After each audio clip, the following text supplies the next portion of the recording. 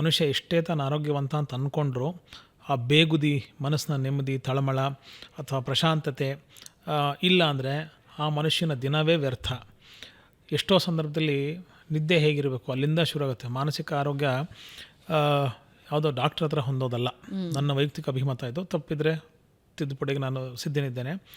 ಮಲಗಿ ಕಣ್ಣು ಬಿಟ್ಟಾಗ ನಿಮ್ಮ ನಿದ್ದೆ ಗುಣಮಟ್ಟ ಹೇಗಿರಬೇಕು ಅಂದರೆ ಅದು 4 ಅವರ್ ಮಲ್ಕೊಳ್ಳಿ, 8 ಅವರ್ ಮಲ್ಕೊಳ್ಳಿ. ತುಂಬ ದೊಡ್ಡ ಒಬ್ಬ ಸ್ವಾಮೀಜಿ ಬರೀ 48 ನಿಮಿಷ ಮಲ್ಕೋತಾಯಿದ್ರು. 48 ನಿಮಿಷ ಅಷ್ಟೇ ಮಲ್ಕೋತಾಯಿದ್ರು. ಇತ್ತೀಚೆಗೆ ಕಾಲವಾದಂಥ ತುಂಬ ದೊಡ್ಡ ಧರ್ಮಗುರುಗಳು 48 ನಿಮಿಷ ಮಲ್ಕೋತಾಯಿದ್ರು. ಅಥವಾ 2 ಅವರ್ 3 ಅವರ್ ಮಲಗೋದು ನೋಡಿದ್ದೀನಿ.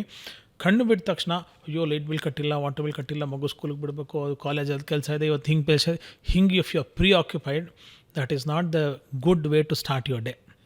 ಹೆಂಗಿರಬೇಕು, ಸಿನಿಮಾಯಿಂದ ಈಚೆ ಬಂದಾಗ 1 ನಿಮಿಷ ನೀವು ಬ್ಲ್ಯಾಂಕ್ ಆಗ್ತೀರ.